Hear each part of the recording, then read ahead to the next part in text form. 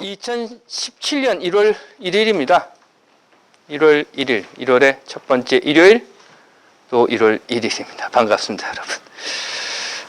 2017년 새해가 되면 말이죠. 늘 입버릇처럼 하는 이야기가 있죠. 다사다난, 다사다난 이런 이야기.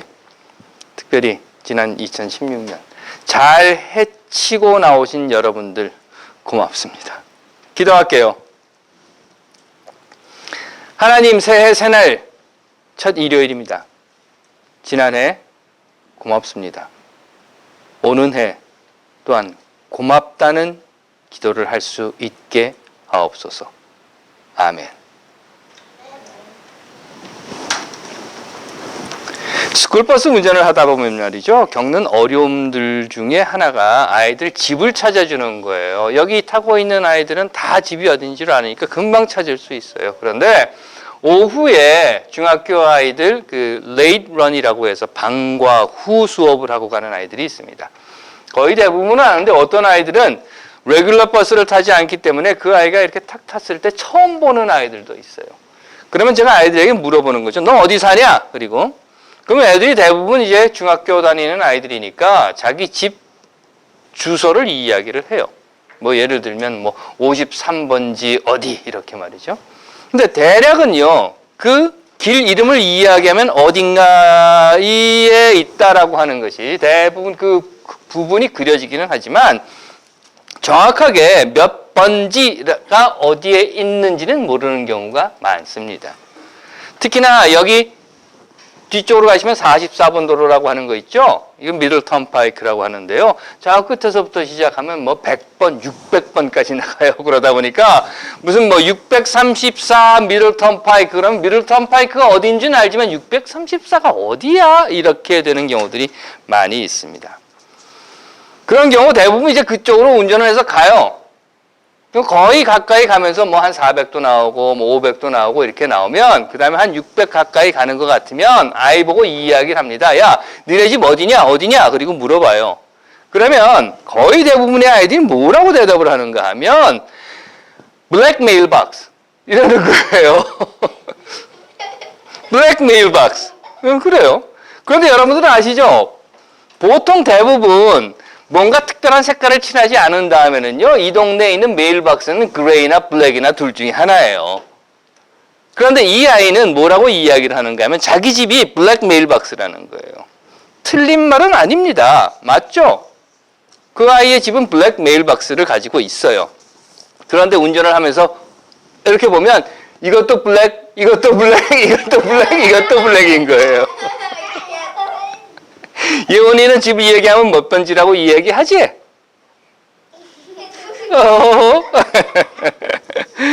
그 아이는요, 자기 집 메일박스가 블랙이라고 하는 것은 분명히 압니다. 하지만 옆집 메일박스가 뭔가라고 하는 것에 대해서는 좀 혼란스러운 거예요. 아니, 어쩌면 관심이 없기도 해요.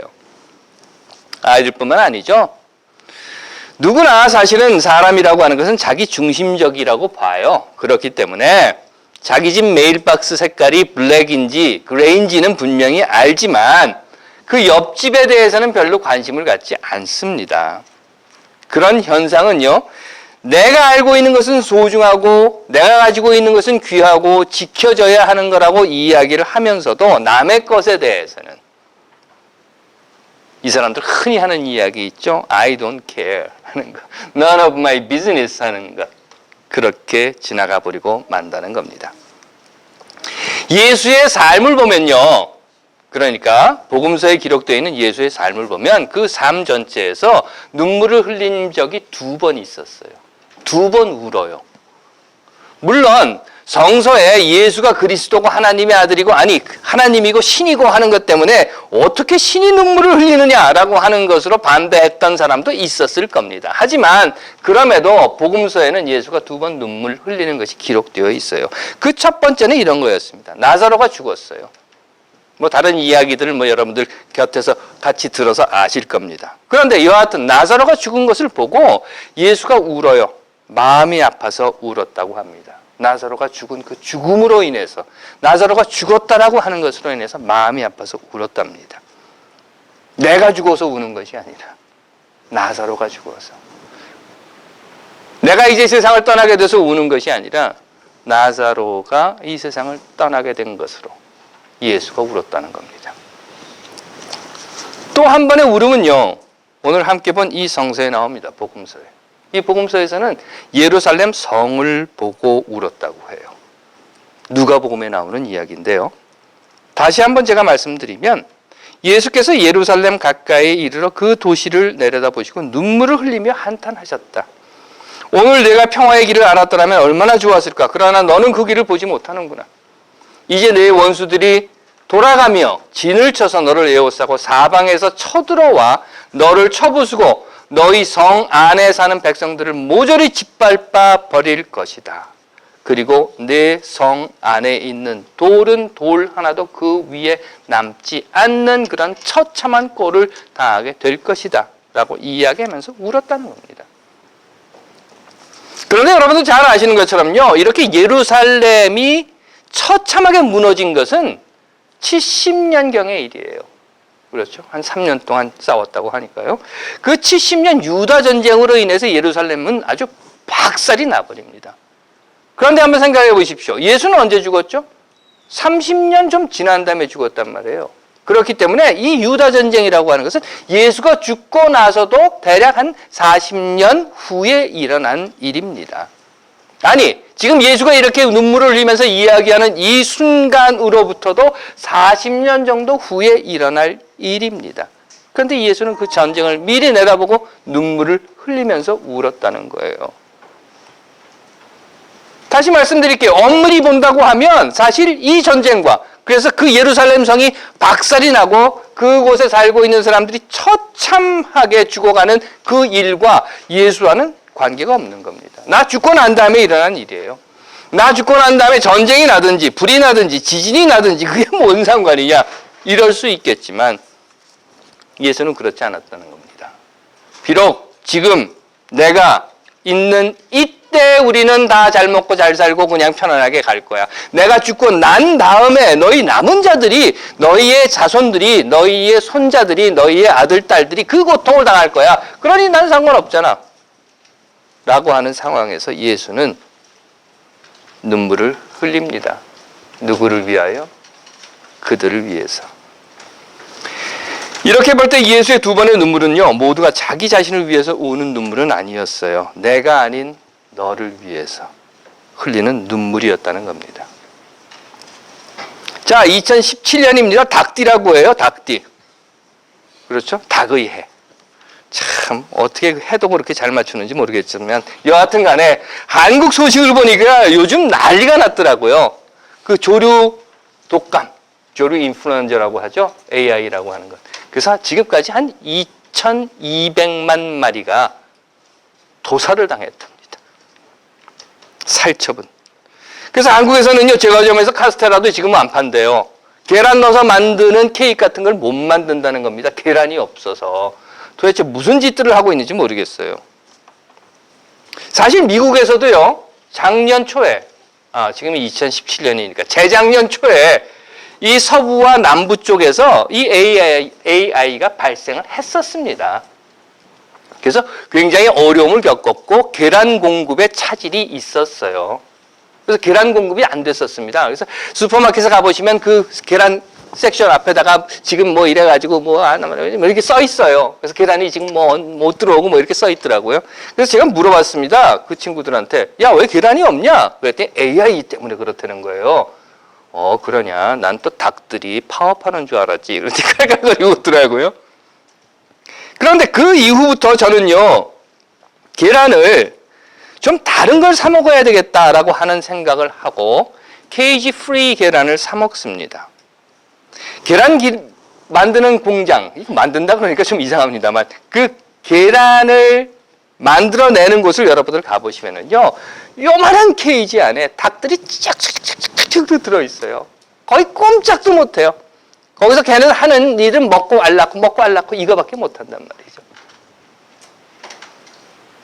그래서 제가 생각했던 건 이런 거예요. 야, 저렇게 갖다 집어넣어 놓고 있는 저 닭들을 저렇게 고통 속에 집어넣어 놓으면서 우리가 정말 계란을 먹어야 하는가? 그렇다고 또 안 먹을 수는 없잖아요. 그래서 생각했던 것이 앞에 이미 말씀드린 것처럼 케이지 프리 계란을 사 먹자 이렇게 했던 겁니다. 물론 비싸요. 케이지 프리 계란이 다른 일반 계란보다는 비쌉니다. 케이지에 넣지 않고 이렇게 방목을 해놓은 계란이기 때문에 방목하는 아니 사육하는 공간이 훨씬 더 많이 필요하다고 합니다. 해서 계란 한 알 한 알의 단가가 높아질 수밖에 없어요. 하지만 저는 케이지 프리 계란을 사면서 이런 생각을 해요. 맞아. 좀 비싸더라도 그래서 뭐 한 달에 2도전 먹을 것을 1다전을 먹더라도 케이지 프리 계란을 내가 사주면 더 많은 양계업자들이 더 많은 계란을 만드는 사람들이 케이지 프리 계란을 만들 수 있는 그런 환경이 조성되지 않을까. 그래서 조금이라도 더 많은 닭들이 이렇게 있지 않고 좀 이렇게 돌아다니는 그런 환경 속에서 알을 낳을 수 있지 않을까 하는 생각을 했습니다. 글쎄요. 뭐 어떤 분들은 그러실 수도 있을 거예요. 참 별짓을 다 한다. 하지만 저는 제 나름대로 닭에 대한 배려를 좀 해주고 싶었어요. 거기에 들어가서 먹고 그냥 알 낳고 이러는 게 아니라 좀 비싼 걸 내가 사더라도 그리고 좀 덜 먹더라도 닭들이 좀 편하게 알을 낳고 살 수 있는 환경을 만들 수 있는 것은 아닐까 했던 겁니다. 님비 현상이라는 것도 있죠. Not in my backyard. 필요하지만 내 뒷마당에는 안 돼 하는 겁니다. 요즘 한국에 땅이 모자라니까 공동묘지라고 하는 것을 없애고 거의 대부분 납골당을 짓는다고 합니다. 그런데 전에 보니까 이런 기사가 났어요. 어느 지역 천주교 교회에서 교회 지하실에다가 납골당을 설치하려고 하니까 그 동네에 있는 사람들이 교회에다가 돌을 던지면서 저지를 했다는 겁니다. 왜? 우리 동네, 우리 아파트 한가운데 있는 그 천주교 교회 밑에 납골당이 있으면 안 된다라고 했다는 거죠. 생각을 해봤어요. 그러면 그 돌 던지는 자들은 죽으면 어디로 갈까? 그런데도 님비입니다. Not in my backyard입니다. 발전소 필요하죠? 쓰레기 소각장 필요합니다. 정유소 필요하죠. 보육원 필요하죠. 특히나 장애자들을 위한 보육원 필요하죠. 하지만 내 집 뒷마당에는 안 돼 라고 하는 겁니다. 최근 대한민국에서 일어나고 있는 상황들을 보면서 저는 이 생각을 했어요. 청산되지 않은 친일의 잔재들이라든가 뿌리 뽑히지 않은 독재의 뿌리들, 민중에게 개돼지라고 그냥 함부로 입을 내뱉는 자들, 비정규직 1000만, 또한 세월호 참사에 대해서 서슴없이 내뱉는 그 막말들, 규명되지 않은 수없이 많은 군 의문사, 그리고 우리가 너무도 몸으로, 마음으로, 그냥 눈으로, 가슴으로, 역사로 체험하고 있는 바로 이 박근혜 사태. 역지사지라고 하는 말이 있습니다. 잘 아시는 대로 입장 바꿔 생각해봐 이런 거예요. 입장 바꿔 생각해봐. 네가 닭이라고 생각해봐. 거기 이렇게 들어가가지고 아무것도 꼼짝도 못하면서 그냥 모이 먹고 알만 낳는다라고 하는 그런 닭이라고 생각을 해봐. 아니 닭까지는 가지 맙시다. 내가 민중이라고 생각해봐. 그러면 너한테 개돼지라고 말하는 사람. 내가 세월호 참사로 인하여 자녀를 잃은 부모라고 생각해봐. 그 앞에서 내가 풀리지 않는 군 의문사로 아들을 잃은 엄마라고 생각해봐. 그 앞에서. 하나님께서 사랑하시는 여러분, 우리 모두는 사람입니다. 그건 부정할 수 없을 거예요. 그 덕에 이 모자란 이기적인 생각으로 내 우체통 색깔은 알지만 남의 우체통 색깔은 아예 관심도 두지 않는 것처럼, 아니 그건 그래도 귀엽기라도 하지만 우리 모두는 거의 대부분 다 내 손가락 밑에 박힌 가시는 죽을 듯이 뛰면서도 남의 손목이 잘려서 나가는 것에 대해서는 그저 모른 척하고 지나쳐 버린다는 겁니다. 압니다. 사실이 우리가 그런 사람이라고 하는 것. 하지만 말이죠, 여러분. 하지만 그런 와중에서도 여기 모여서 우리가 함께하는 이 시간들은 우리가 최소한 하나님을 믿는 사람이라고.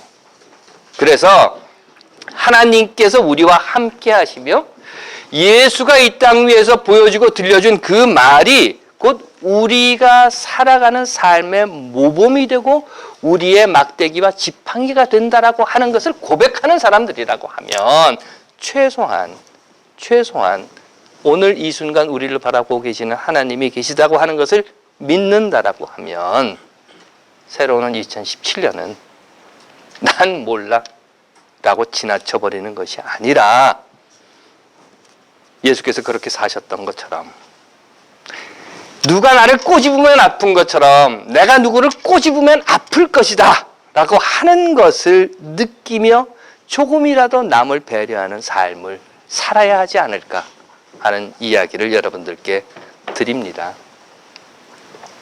글쎄요, 멀리 볼 것도 없을 것 같아요. 가족에 대한 배려는 어떻습니까?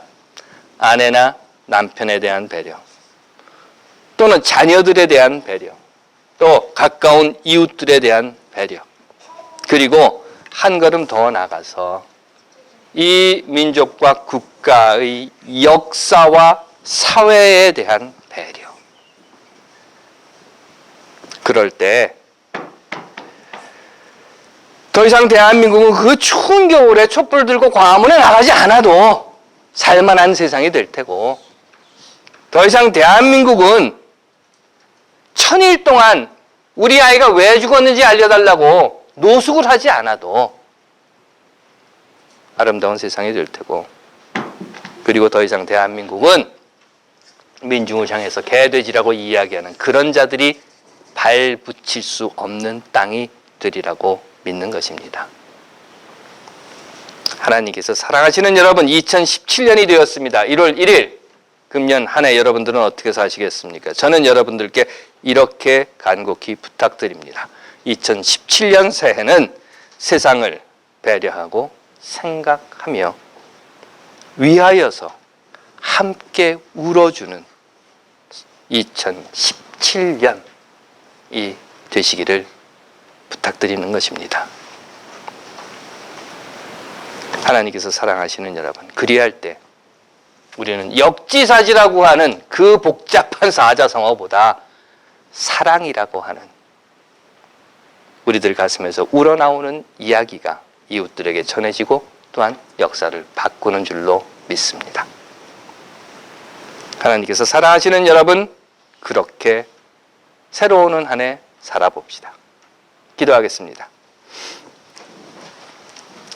하나님,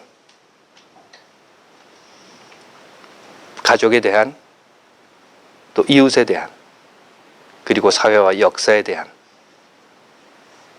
배려와 이해와 사랑으로 울어주는, 그리고 함께하는 2017년이 될 수 있도록 우리들을 붙들어 주시고 우리에게 힘도 주시고 우리에게 지혜도 주시어서 지치지 않고 하나님께서 오늘 우리에게 들려주신 그 말씀을 전하며 또 지키며 살아가는 한 해가 되게 하옵소서.